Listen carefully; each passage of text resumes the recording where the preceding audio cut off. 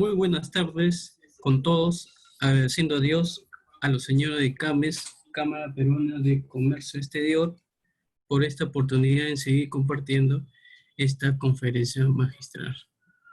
Y al amigo Sergio por esta oportunidad. En el curso de contabilidad financiera, siguiendo con el tema, Reglamento de Gestión de Conducta de Mercado del Sistema Financiero, y modifican el manual de contabilidad para las empresas del sistema financiero y el reglamento de las tarjetas de crédito y débito.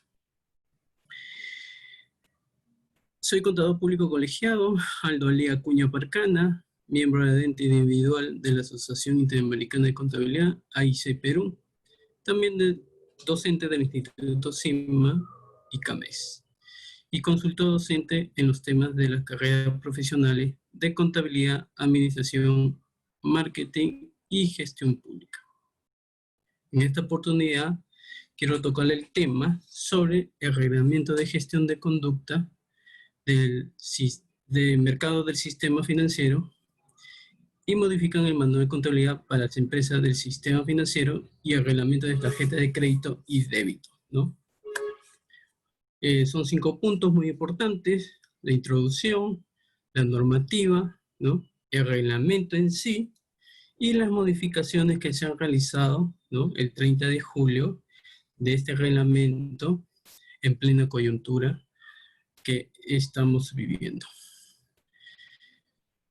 Conforme a la coyuntura que vivimos en el aspecto sanitario, ¿no?, la SBS publicó en el Diario Peruano la resolución que modifica el reglamento de gestión de conducta de mercado del sistema financiero, con la finalidad de introducir lineamientos que garanticen que las empresas del sistema financiero mantengan una adecuada conducta de mercado con relación a aquellos clientes que tengan dificultades temporales para el pago de sus créditos, en el contexto del estado de emergencia nacional por el brote del COVID-19.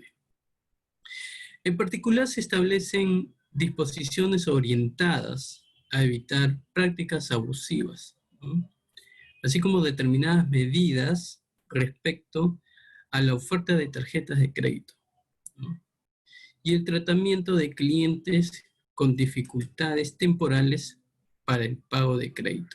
Pero la finalidad en sí es otorgar a los usuarios la posibilidad de contratar productos menos onerosos y fomentar la inclusión financiera. Es por ello, en esta conferencia magistral, en el curso de contabilidad financiera, mencionaré sobre el contenido de la resolución SBS número 3274/2017, que habla sobre el reglamento de gestión de conducta de mercado del sistema financiero y su modificación en el manual de contabilidad para las empresas del sistema financiero y el reglamento de tarjeta de crédito y débito, que fue publicado en el Diario Oficial Peruano el 21 de agosto de 2017.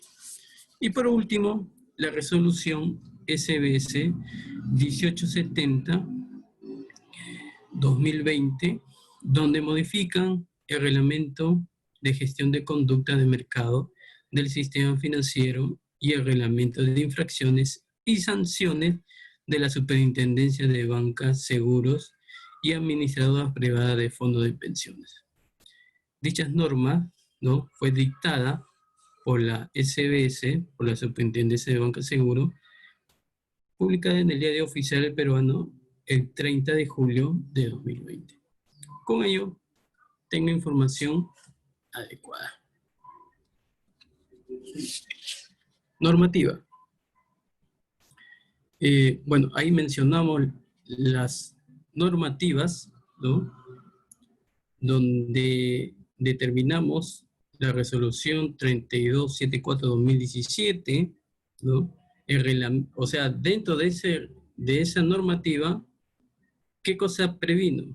El reglamento de transparencia de información y contratación con usuarios del sistema financiero, ¿no?, aprobado con la resolución SBS 8112 y su norma modificatoria. Luego viene la ley complementaria de la Ley de Protección del Consumidor en materia de servicios financieros.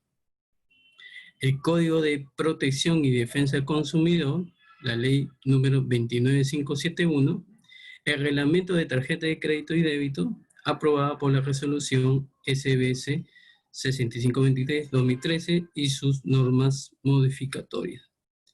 Como verán, en el sistema financiero también tenemos el manual de contabilidad para las empresas del sistema financiero, aprobada por la resolución SBS 895 del año 98, que también han tenido sus modificatorias y complementarias. Pero ¿cuál era la finalidad de este manual? De requerir información relacionada, ¿no?, con tarjeta de crédito que permita que la superintendencia realice una mejor labor de supervisión. Luego tenemos la prepublicación del proyecto, ¿no?, de la resolución en el portal electrónico bajo el Decreto Supremo 001-2009 JUS. También tenemos atribuciones que fueron mejorando en los numerales 7, 9 y 13 del artículo 349 de la Ley General del Sistema Financiero y del Sistema Seguro y Orgánica de la SBS, ¿no?, la Ley 26702 y su norma modificatoria.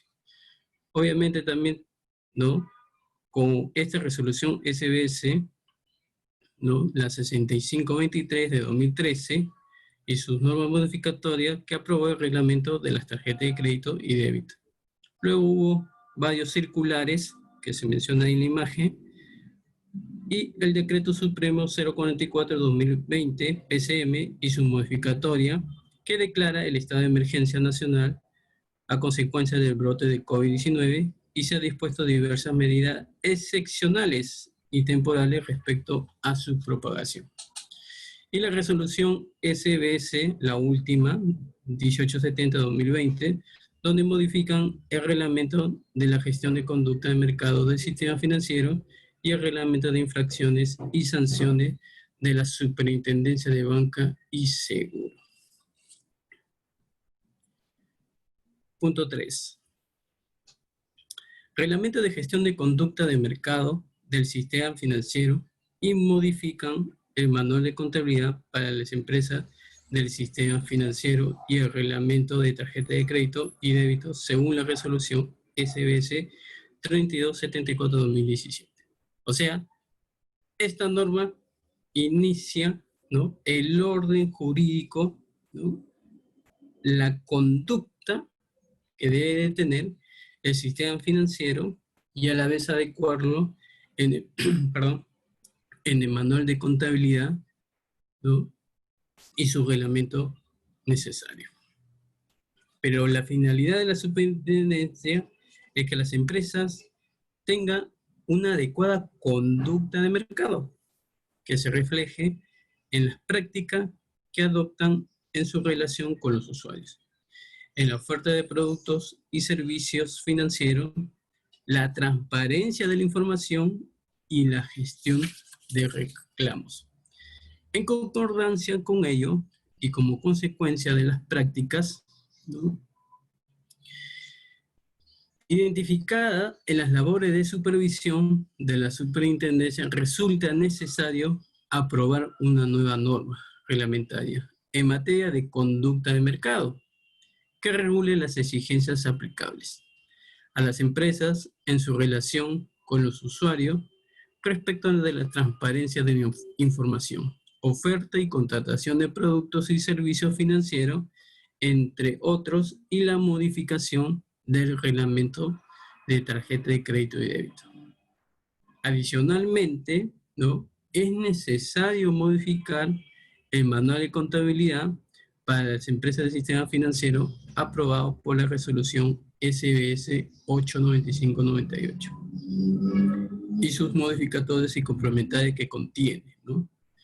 Entonces, la finalidad de esta norma, ¿no?, requiere que la información se relacione con las tarjetas de crédito y que permita, ¿no?, que la superintendencia realice una mejor labor de supervisión. A efecto de recoger las opiniones del público en general, se dispuso, ¿no?, una prepublicación del proyecto, pero luego se aprobó, ¿no? ¿Y cómo está compuesto este reglamento? Todo el mundo se pregunta, pero en sí, como verán en la pantalla, son 5 títulos, una disposición complementaria de finales y 4 anexos. Vamos a ver cada uno de ellos. En el caso del primer título, que dice los aspectos generales, ¿no? Entre los aspectos generales, ¿qué menciona? Alcance, ¿no? ¿Hacia dónde va? Las disposiciones de esta presente norma, ¿no? Son aplicables a las empresas comprendidas en los literales A y B del artículo 16 de la Ley General de Sistema Financiero. Esta Ley General del Sistema Financiero y del Sistema de Seguro y Orgánica de la Superintendencia de Banco y Seguro, que es la Ley 26702, ¿no? En el artículo 16, ¿qué me dice? El artículo 16 habla sobre el capital mínimo. Pero ¿quiénes conforman estas empresas? ¿No? Estas empresas de operaciones múltiples están las empresas bancarias, las empresas financieras, ¿no? La Caja Municipal de Ahorro y Crédito, la Caja Municipal de Crédito Popular, la entidad de desarrollo de pequeñas y microempresas llamadas ECPYME, ¿no? Las cooperativas de ahorro y crédito autorizadas a captar recursos del público y la Caja Rural de Ahorro y Crédito. Y en el punto B de las empresas especializadas tenemos las empresas de capitalización inmobiliaria, empresas de arrendamiento financiero, empresa de factory, empresa afianzadora y garantías, y las empresas de servicio fiduciario. Luego tenemos lo que dice la norma, ¿no? Definiciones. Estas definiciones, ¿no? Para efecto de lo dispuesto de la presente norma, resultan aplicables las siguientes, ¿no? Por ejemplo, ¿qué cosa es un cliente? ¿No? Es un usuario con quien la empresa mantiene una relación comercial originada por la celebración de un contrato. ¿Qué cosa es un código? El Código de Protección y Defensa del Consumidor, ley número 29571 y sus normas modificatorias. ¿Qué cosa es una conducta de mercado?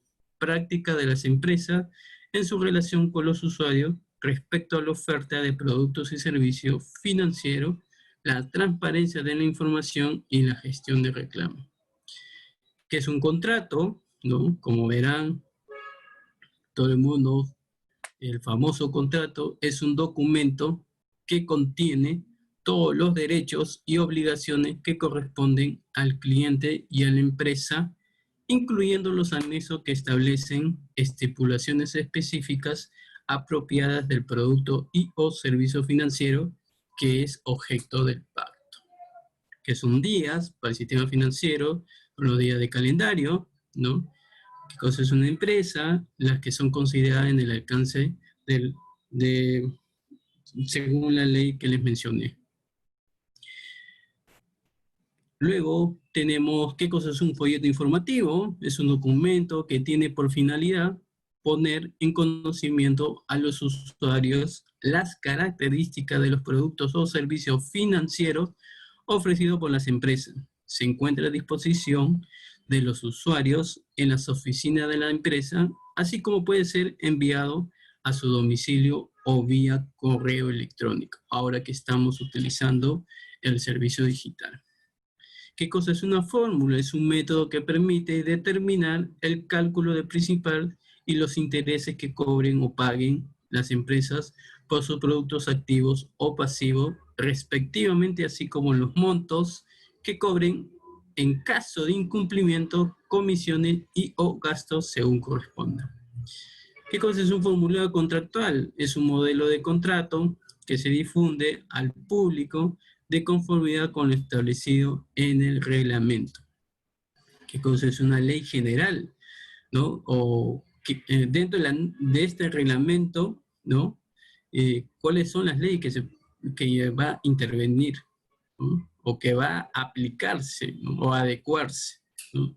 Tenemos la Ley General del Sistema Financiero y del Sistema de Seguros y Orgánica de la Superintendencia del Banco de Seguro, la Ley número 26702 y su norma modificatoria. Luego tenemos productos y o servicios financieros, ¿no? ¿Qué quiere decir? Que cualquier producto y o servicio de naturaleza financiera puede ser activo bajo el sistema de cuotas o bajo el sistema revolvente, ¿no? Los pasivos o servicios accesorios o auxiliares a un servicio de naturaleza financiera. Aún así, ¿qué cosa es un reglamento? ¿No? El reglamento de gestión de conducta de mercado de sistema financiero.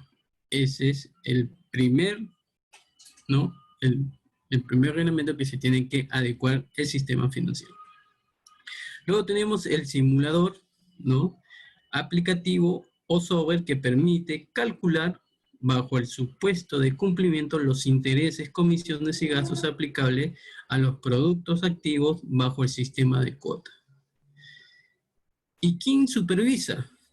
¿No? La superintendencia. ¿Pero quién es la superintendencia? Es la superintendencia de banca y seguro y administradora privada de fondos de pensiones, llamada SBS. ¿Qué cosa es una tasa de interés fija? Cualquier tasa que ha sido objeto de pacto en el contrato cuya variación no depende de un factor variable. Tasa de interés que depende de un factor variable. Aquella tasa, ¿no? Cuya fluctuación o ajuste periódico depende de un indicador, o sea, llamado factor predeterminado que varía en el tiempo y cuya condición de ajuste es establecida en el contrato. Por eso lean mucho los contratos, es la buena recomendación. Son ejemplos de factores variables, ¿no? La variación del índice de precios, la tasa de intereses promedio de mercado, tanto activas como pasivas, las tasas de referencia que aplica el Banco Central de Reserva del Perú para productos de crédito con fines de regulación monetaria y la London Interbank Offer Rate, ¿no? Los LIBOR, entre otras. Y como último, ¿no? Como verán, ¿en qué consiste un usuario o consumidor en el sistema financiero? Es una persona que adquiere, utiliza o disfruta de los productos o servicios ofrecidos por la entidad del sistema financiero, o que potencialmente podrían utilizarlos y que sea definido como tal, de conformidad con lo dispuesto por el código. Muy bien. Título 2, gestión de conducta de mercado y oficial de conducta del mercado. ¿Qué me dice el capítulo 1? Los principios, ¿no? Los principios, ¿no? De conducta de mercado se adecúa, ¿no? A la conducta de mercado de las empresas en su interacción en los usuarios, se manifiesta en sus prácticas de negocio. Respecto a la oferta de productos y servicios, la transparencia de su información y la gestión de sus reclamos. También tenemos, ¿no?, que dentro de sus prácticas de negocio deben aplicar las empresas a sus usuarios respecto a la oferta de productos y servicios, que debe involucrar, ¿qué cosa? 1. El diseño de estos considerando el respeto de los derechos reconocidos a los usuarios, lo establecido en el marco normativo vigente y las políticas y procedimientos aprobados en materia de conducta de mercado. 2. Mecanismos de comercialización que no induzcan a error aspecto de las características de los productos y servicios. Y 3, el cumplimiento de las condiciones pactadas. Y 4, requerimientos a los usuarios consistente con la naturaleza de los productos y servicios ofrecidos y contratados. Pero también me permite dentro de los principios la transparencia de la información, que es un mecanismo que busca mejorar el acceso de la información de los usuarios y promover una efectiva revelación de la información. En ese sentido, las empresas deben ser diligentes en la información que brindan aspectos en los productos y servicios ofrecidos con el fin de que los usuarios comprendan sus características, beneficios, riesgos y condiciones aplicables y puedan tomar decisiones de consumo informadas. Y como último principio, la adecuada gestión de reclamos, que involucra la administración integral de los reclamos y su tramitación, considerando una atención oportuna y objetiva de las comunicaciones presentadas por los usuarios y la emisión de respuestas respecto de todos los aspectos de reclamo en forma comprensible y sencilla. Profesor, y el capítulo 2, gestión de conducta de mercado, ¿dónde abarca? O sea, ¿en qué se puede implementar en esta gestión de conducta de mercado? Muy bien. Son responsables, o sea, ¿quiénes son responsables? Las empresas del sistema financiero de implementar una adecuada gestión de conducta de mercado, acorde con el marco normativo vigente, la cual debe reflejarse en el actuar de toda la organización en las prácticas de negocio relacionadas con los usuarios, que son implementadas por las unidades de negocios, donde tienen que aplicar políticas, procedimientos, manuales, códigos de buenas prácticas, plan anual de capacitación de personal. Por eso, pero dentro de la capacitación de personal, ¿no? ¿Qué proporciona? Al personal que tenga la relación con los usuarios, ¿no? Como parte del plan anual de capacitación, a que se refiere de que se debe considerar como mínimo, ¿no? Los siguientes aspectos. 1. El desarrollo de las funciones que corresponden. 2. Los productos o servicios que brinda la empresa. 3. El marco normativo aplicable en materia de conducta de mercado y de protección al consumidor. Y 4. El manual para la gestión de conducta de mercado y el código de buena práctica. Profesor, ¿y la responsabilidad del director y la gerencia general qué hacen? ¿Asumen responsabilidad? Así es. El directorio es responsable de la aprobación de las políticas, medidas y procedimientos necesarios que permitan, ¿no?, a la empresa contar con una adecuada conducta de mercado en su estrategia de negocio y dar cumplimiento a las disposiciones de este reglamento. Pero también el directorio debe designar a un oficial de conducta de mercado con las características, responsabilidades y atribuciones establecidas, ¿no?, en dicho reglamento. Por eso, y la gerencia general también es responsable, la gerencia general es responsable de implementar las medidas y procedimientos necesarios para que las empresas cuenten con una conducta de mercado adecuada a la normativa vigente y concordante con las políticas generales establecidas. Profesor, pero usted me habla de política, medidas y procedimientos, y tiene que ser sustentado. Así es, tiene que estar sustentado, ¿no? Y el capítulo 3, profesor, habla sobre la responsabilidad oficial de conducta de mercado. ¿Qué cosa es un oficial de conducta de mercado? El oficial de conducta de mercado debe, ¿no?, es el encargado de ver, ¿no?, de ver que tenga el funcionamiento, que si la gestión de conducta de mercado está adaptado según el reglamento. Pero también tiene, ¿no?, que desempeñarse a tiempo completo y adecuación exclusiva en la empresa. De forma excepcional, las empresas pueden solicitar autorización previa a la superintendencia para que las funciones del oficial de conducta de mercado sean asumidas por un funcionario a dedicación no exclusiva, en razón a su naturaleza. tamaño y la complejidad de sus productos y servicios, y la solicitud debe estar acompañada de la siguiente información. 1. Informe que sustente la forma en que se da el cumplimiento las disposiciones vigentes asociadas a conducta de mercado. 2. Su currículum vitae del funcionario que asumirá las responsabilidades y funciones que corresponderían al oficial de conducta de mercado.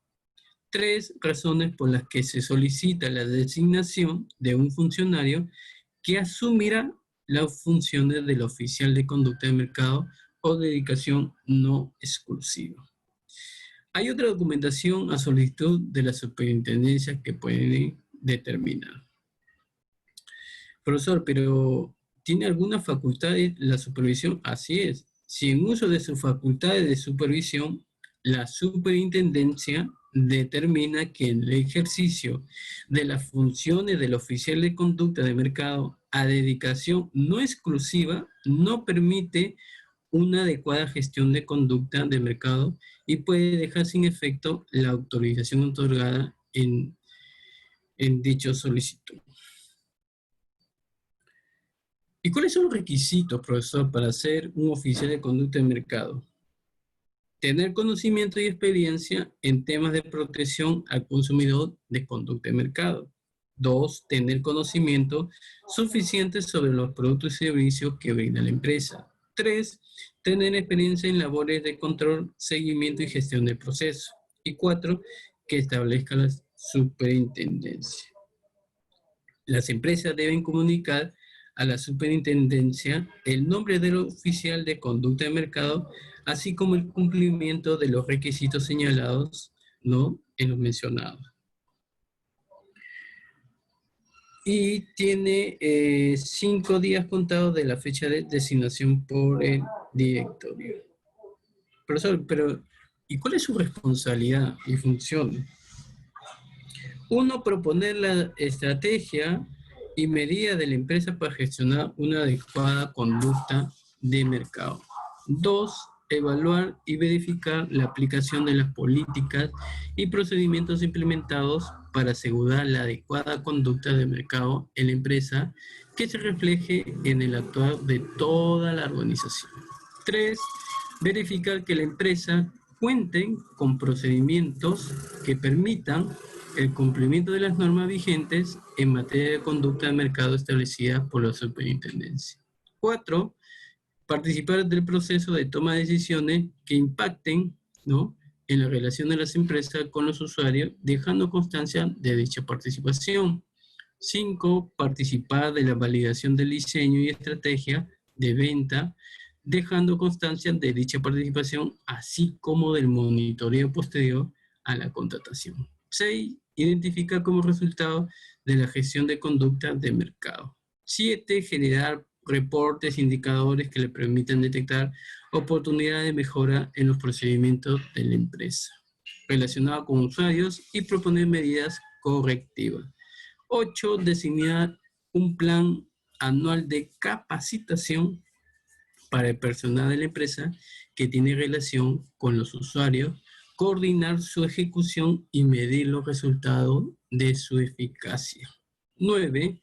Emitir informes semestrales y anuales que permitan evidenciar el nivel de cumplimiento de las responsabilidades y funciones establecidas en el presente reglamento. Y 10.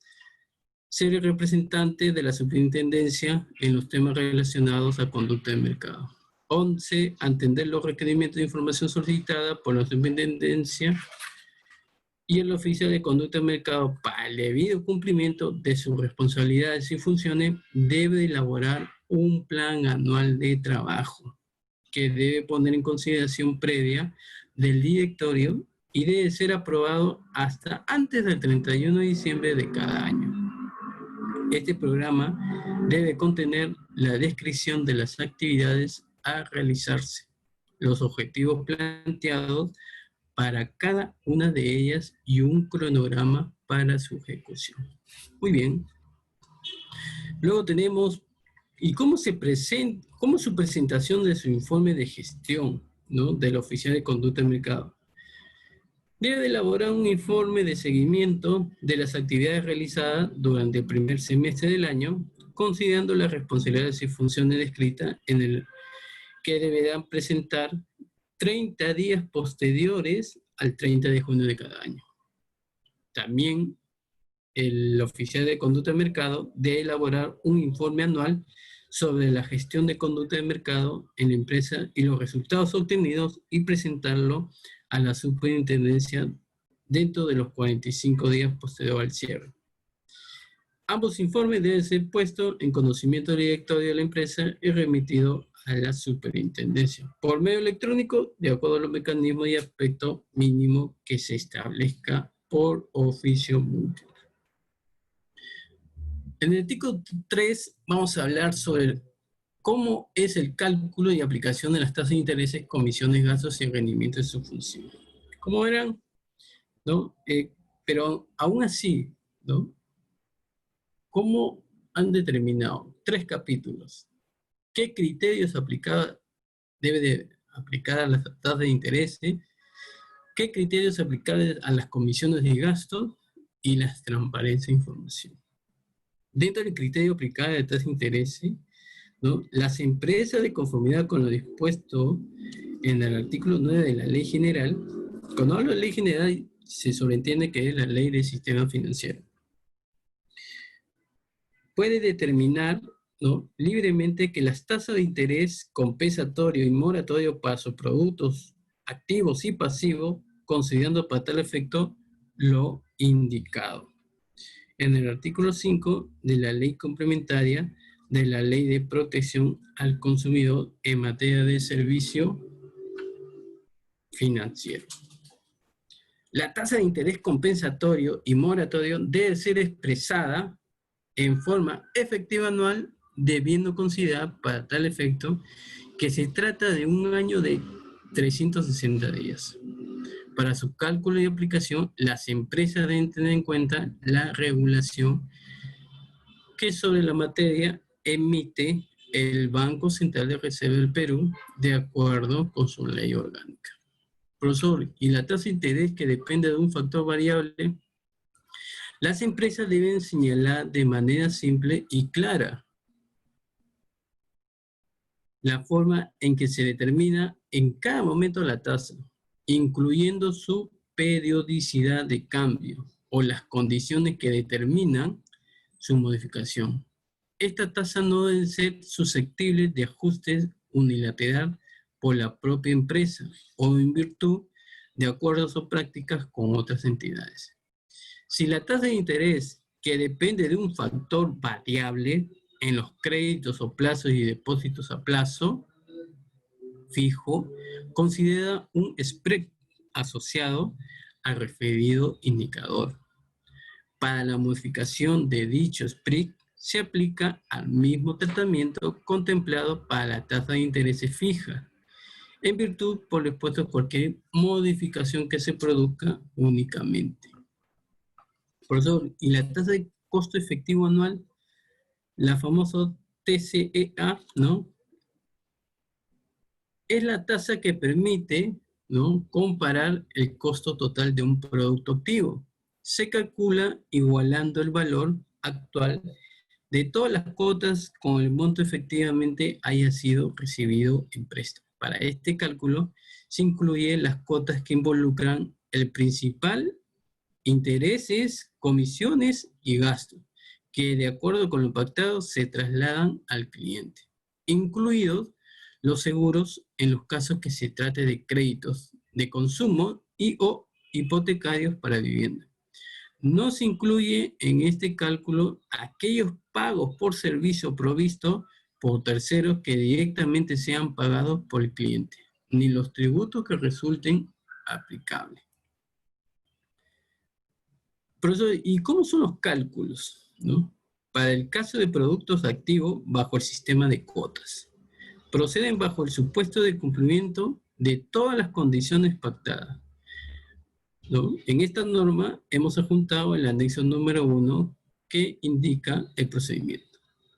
Los cálculos del TCEA, ¿no?, tasa de costo efectivo anual, en los productos de activos, el sistema revolvente, atendiendo sus características, y se realiza asumiendo un patrón estandarizado de comparación de costos y procede bajo el supuesto de cumplimiento de todas las condiciones pactadas de acuerdo a lo indicado, ¿no? En el anexo número 1. Profesor, ¿y la tasa de rendimiento efectivo anual? La famosa TREA, TREA, es la tasa que permite comparar el rendimiento total de un producto pasivo. Considera todos los cargos por comisión y gastos, incluidos los seguros cuando corresponda, bajo el supuesto de cumplimiento de todas las condiciones pactadas. La TREA, para el caso de depósito a plazo fijo, se calcula igualando el monto que ha sido depositado con el valor actual del monto que efectivamente se recibe al vencimiento del plazo y o de todos los montos parciales que se hayan recibido hasta su vencimiento.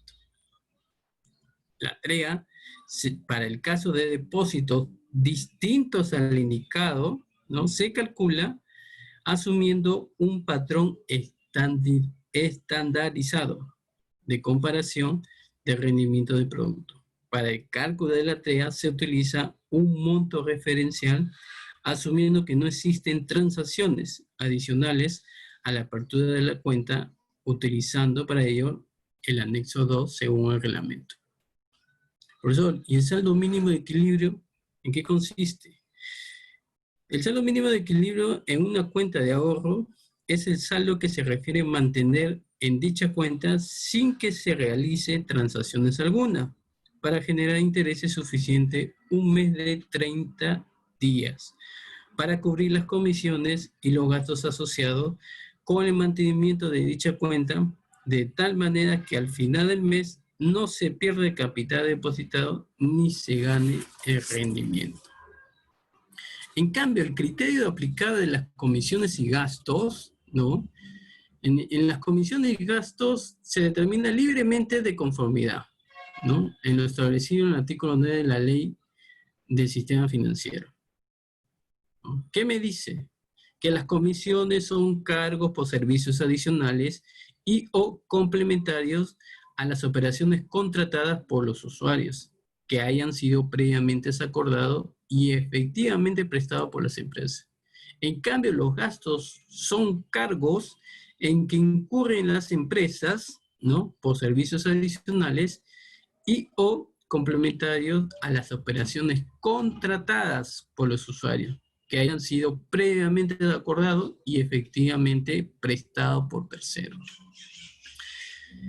Profesor, y en su aplicación estas comisiones y gastos, ¿qué criterio debe aplicar?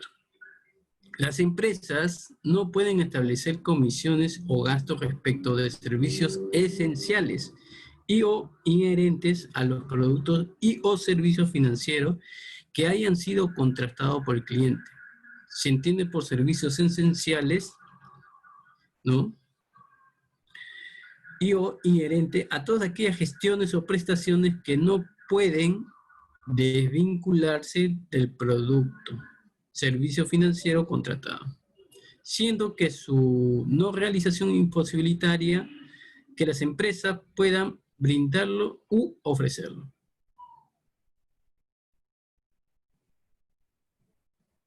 Y profesor, ¿y el sustento de comisiones y gastos qué debe implicar? Las comisiones y gastos deben implicar la prestación de un servicio previamente acordado, así como un costo real y demostrable.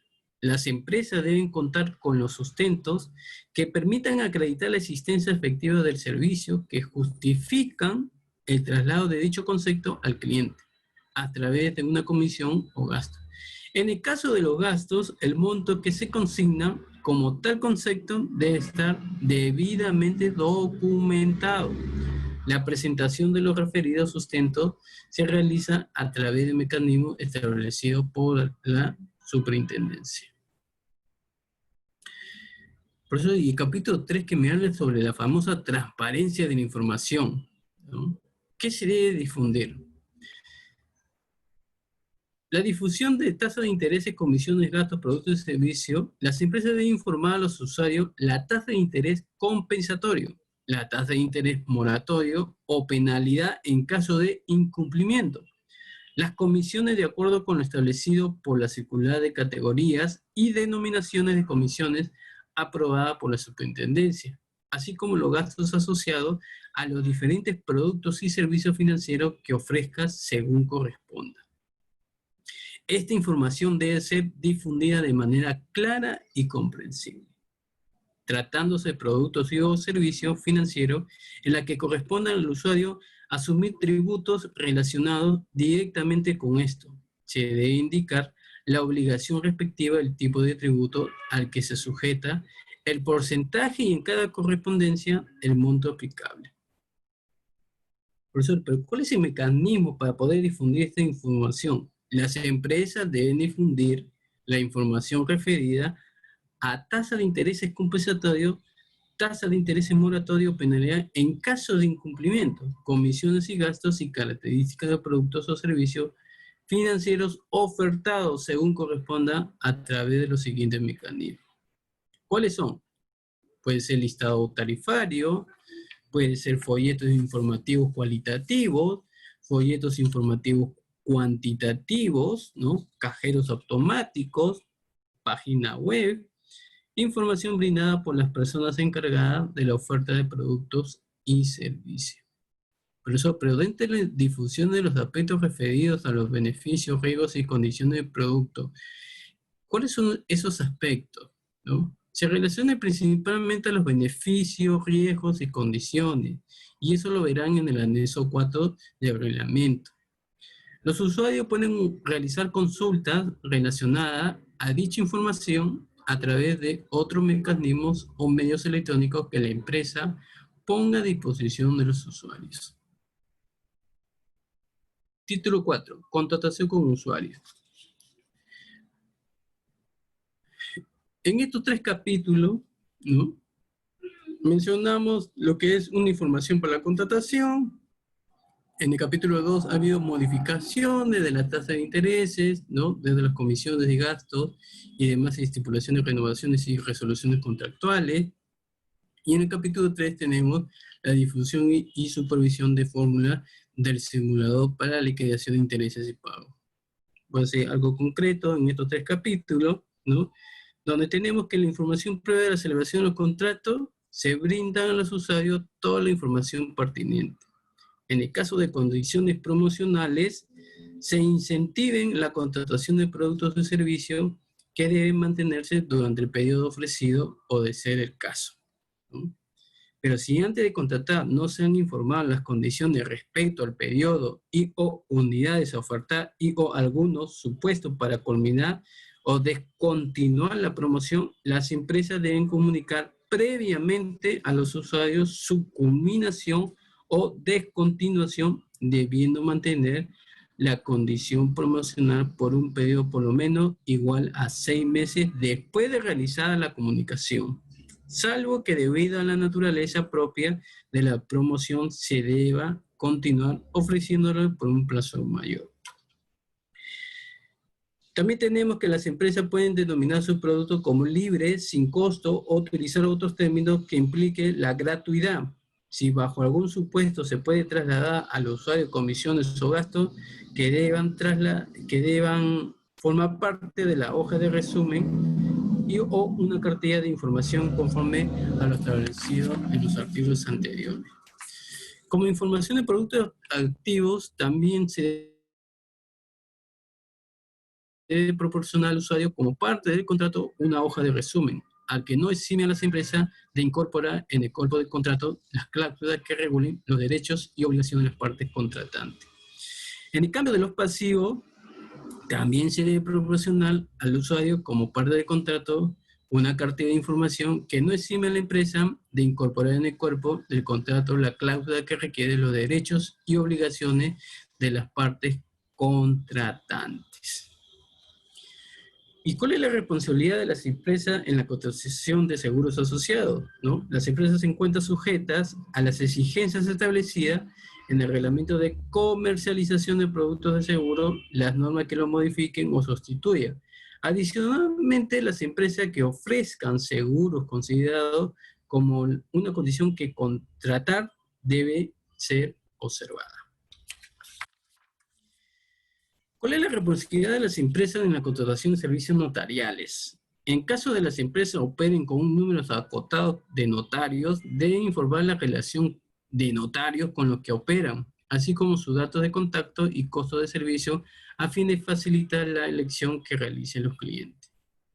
Las empresas deben procurar la incorporación de notarios que ejerzan la referida función de los distritos en los que se encuentren localizados. Profesor, ¿y los pagos anticipados y adelantos de cuotas dentro de este reglamento para el usuario es factible? Así es, los usuarios tienen derecho a efectuar pagos por encima de la cuota exigible en el periodo, considerando que tal efecto, 1, no deben establecerse condiciones o limitaciones para el ejercicio de derecho. 2, no pueden aplicarse comisiones, gastos, penalidades de ningún tipo por el ejercicio de derecho o cobro por naturaleza. 3, debe informarse al momento de efectuar la operación el monto que resulta aplicable por el concepto de impuesto. 4, los usuarios pueden efectuar los pagos en cualquiera de las oficinas de atención al público de la empresa en la que pueden realizarse operaciones de pago de desembolso. Profesor, y dentro de los pagos anticipados, los pagos efectuados por encima de la cuota exigible en el periodo, en el caso de los créditos bajo sistema de cuotas, pueden catalogarse como pago anticipado, pago que trae como consecuencia la aplicación del monto de capital de crédito con la consiguiente reducción de los intereses, las comisiones y los gastos derivados de las cláusulas contractuales al día del pago. Adelanto de cuotas son pagos que traen como consecuencia la aplicación del monto pagado a las cuotas inmediatamente posteriores a la exigible en el periodo, sin que se produzca una reducción de los intereses, las comisiones y los gastos derivados de las cláusulas contractuales. Muy bien. En el capítulo 2, así breve, ¿no? Menciona los requisitos previos, ¿no? Modificaciones, varias modificaciones en este capítulo, donde entra una modificación pactada, destacando aquellos conceptos que serán materia de cambio y señalando expresamente en qué consisten a fin de permitir que los usuarios tomen conocimientos de ello. La posibilidad de que los clientes pueden dar por concluida la relación contractual conforme a los términos de contrato. Las exigencias indicadas, ¿no?, en los incisos precedentes no resultan aplicables cuando se trate de modificaciones contractuales que impliquen condiciones más favorables para los clientes, para que se apliquen de manera inmediata. Por eso, en la modificación de las tasas de intereses, las empresas deben informar a los clientes la modificación de las tasas de intereses en contratos distintos a los créditos a plazo fijo o depósitos a plazo fijo, en forma previa, cuando se trate de incrementos en el caso de los productos activos y reducción en el caso de los productos pasivos. La comunicación de la información debe ser efectuada con una anticipación de no menor de 45 días, indicando la fecha o el momento a partir del cual. Profesor, y la modificación de los créditos de plazo fijo o depósito a plazo fijo, estos contratos de crédito a plazo fijo o depósito a plazo fijo solo pueden procederse a la modificación de la tasa de interés pactada en los siguientes casos. 1.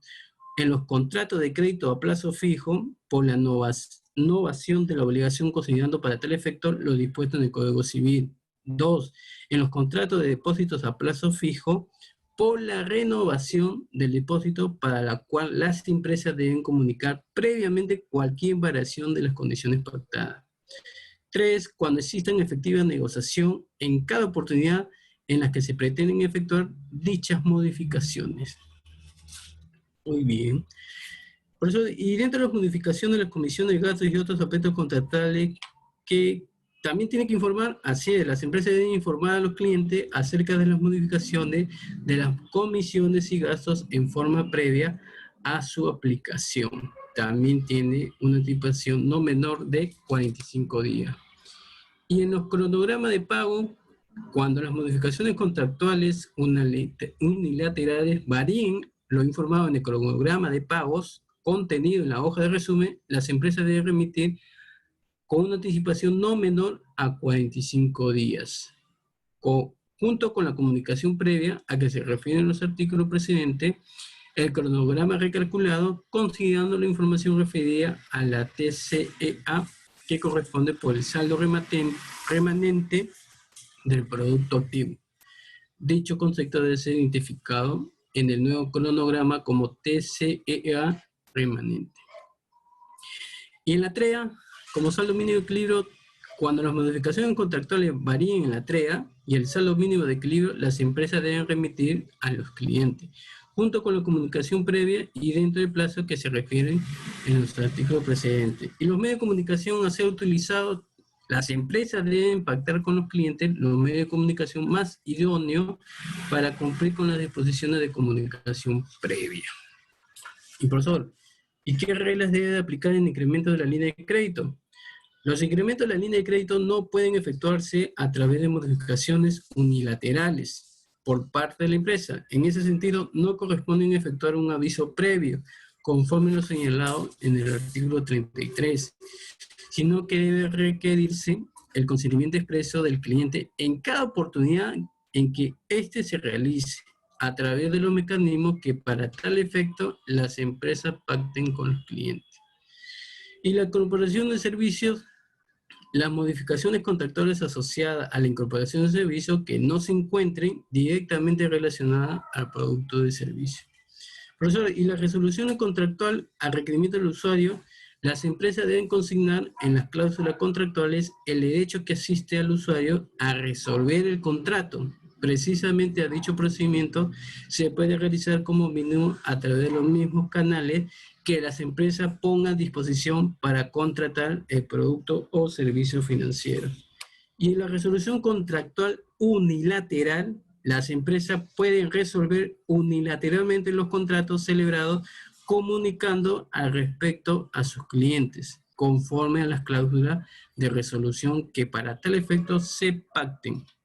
En la resolución o modificación por aplicación de normas prudenciales, las empresas pueden elegir no contratar o modificar los contratos celebrados con los usuarios en aspectos distintos a la tasa de intereses, comisiones o gastos, e incluso resolverlo.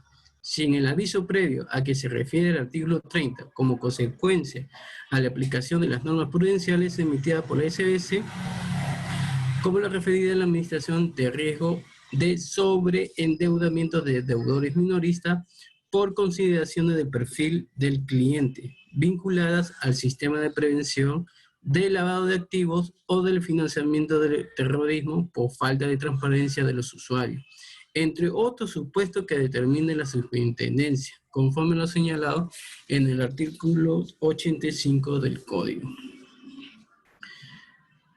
Profesor, ¿y qué difusión y supervisión debe formular y del simulador de la liquidación de interés y pago? Dentro de la difusión de fórmula y de simulador para la liquidación de intereses y pago, las empresas deben difundir a través de su página web las fórmulas y ejemplos explicativos aplicables a los siguientes productos activos y pasivos, ¿no? Como depósitos en cuentas corrientes, depósitos de ahorro, depósitos a plazos, depósitos CTS, depósito hipotecario, créditos de vivienda, créditos vehiculares, etc., etc. ¿Cuáles son las pautas? Las fórmulas y simuladores, según corresponde, deben considerar las siguientes pautas. Las fórmulas permiten a los usuarios conocer paso a paso el proceso del cálculo de intereses, comisiones y gastos por cada producto. 2. Los conceptos que se incluyen en la fórmula se debe definir la fórmula y a la vez coincidir los términos empleados en los reportes o estado de cuenta. 3. Los simuladores permiten que los usuarios tomen conocimiento de los cálculos para realizar que las empresas cómo pueden liquidar en forma de intereses, comisiones y gastos. 4. Las fórmulas y simuladores deben mantenerse actualizados. Profesor, y dentro de los lineamientos metodológicos para la presentación de la fórmula de producto y pasivo, ¿no? Tratando de producto pasivo, las empresas deben considerar los siguientes criterios. 1. La fórmula permite calcular el monto de intereses que correspondan a abonar al cliente. 2. el cálculo de la tasa de interés aplicable del periodo de liquidación de intereses a partir de la tasa pasiva anunciada por la empresa en el contrato, en la información periódica o cualquier otro medio válido. 3. La presentación de la fórmula debe aplicar en forma detallada. Y 4. La fórmula para el cálculo de monto de las comisiones y gastos que se cobre a los clientes. Las condiciones contractuales, ¿no? Dentro de ello tenemos, ¿no? Las formalidades, ¿no? Los contratos tienen que estar adecuados, las cláusulas deben estar conforme, ¿no? Por eso lean las cláusulas, porque es muy importante, ¿no? Hay criterios que se manejan dentro de ello, ¿no? Y también hay cláusulas abusivas, ¿no? Que también este reglamento permite, ¿no? Que dentro de estas cláusulas abusivas, ¿no? Hay estipulación de que se puede negociar, ¿no? Y en la información periódica, ¿no? También tenemos que dar que las empresas deben ofrecer a los clientes la posibilidad de requerir remisión. Dentro de las disposiciones complementarias tenemos, ¿no? Los cumplimientos, ¿no? Dispuestos al reglamento, que la información que permite acreditar el cumplimiento, lo dispuesto al reglamento debe encontrarse a disposición de la superintendencia. Debe haber una página web, debe haber aplicaciones normativas que se menciona, el registro de fecha efectiva de la operación, pero ¿qué cosa es un régimen simplificado? ¿No? Se puede requerir la exoneración de uno o más exigencias indicadas en el reglamento, en caso que el diseño, complejidad y o volumen de las operaciones así lo justifiquen, ¿no?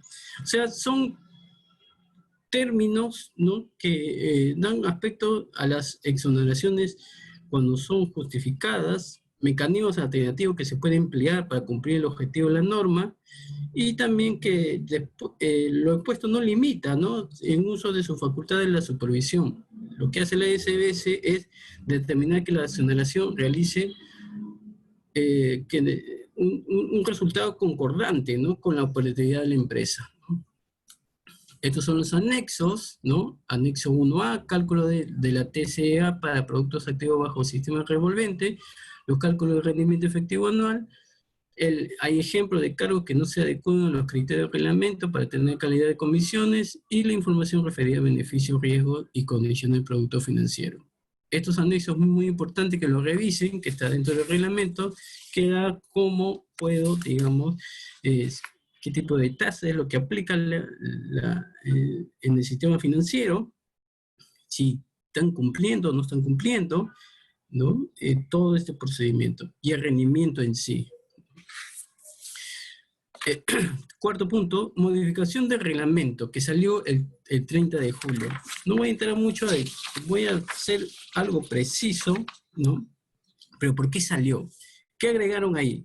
Agregaron el artículo 53, ¿no? Sobre las prácticas abusivas, ¿no? Incorporaron que las prácticas abusivas son aquellas conductas que afectan el legítimo interés de los usuarios a tomar ventaja de las circunstancias particulares de la relación de consumo, imponiendo condiciones excesivamente onerosas o que no resulten previsibles al momento de contratar. ¿Y cuál se sustenta en el anexo 5, ¿no? Del reglamento? Se detallan las prácticas abusivas que se encuentran prohibidas. Dicha relación puede ser ampliada o modificada por la superintendencia como consecuencia de sus labores de supervisión mediante normas de carácter general. Hay tratamientos que se debe aplicar al cliente, ¿no? Con las dificultades temporales para el pago de crédito en el marco de su declaratoria. Pero ¿cuál es en sí bajo esta coyuntura que estamos viviendo, viene atravesando que el país se preocupó el gobierno, ¿no? A ver, ¿no? A través de la SBS, de que esta resolución de la SBS 1870-2020 tiene como finalidad de que las empresas del sistema financiero mantengan una adecuada conducta de mercado con relación a aquellos clientes con dificultades temporales para el pago de sus clientes, de sus créditos. Se ha determinado que es necesario incorporar en las disposiciones complementarias finales del reglamento de la gestión de conducta de mercado del sistema financiero, lineamientos que garanticen que ante escenario de emergencia las empresas brinden el adecuado tratamiento a dichos clientes, a fin de prevenir o mitigar el deterioro en su calificación crediticia, que asimismo, tomando en consideración los resultados de las labores de supervisión de la SBS, como las principales referencias internacionales, resulta necesario incorporar en el reglamento de gestión de conducta de mercado del sistema financiero. Ejemplo de práctica que no se adecua en los criterios establecidos en el anexo 3, ¿no?, de dicha norma, cargos que no cumplen con los criterios para ser considerados comisiones y gastos con el fin de prevenir situaciones que puedan afectar el legítimo interés de los usuarios y la confianza en el sistema financiero.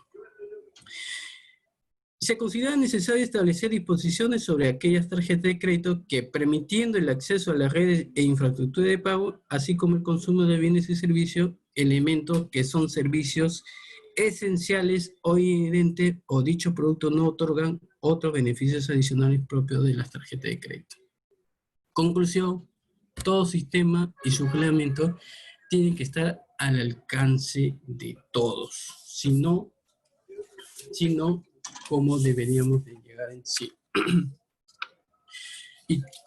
Y el cumplimiento, ¿no?, de que esta oficial de conducta tiene que adecuarse.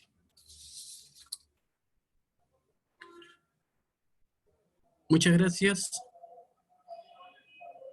Gracias, Carmes, por esta oportunidad. Espero que haya sido la información adecuada y lo único que le doy como sugerencia y recomendación: dialoguen bien, pacten bien con el sistema financiero para que tenga un mayor crédito accesible. Gracias, muy buenas tardes, que Dios me lo bendiga a cada uno de ustedes.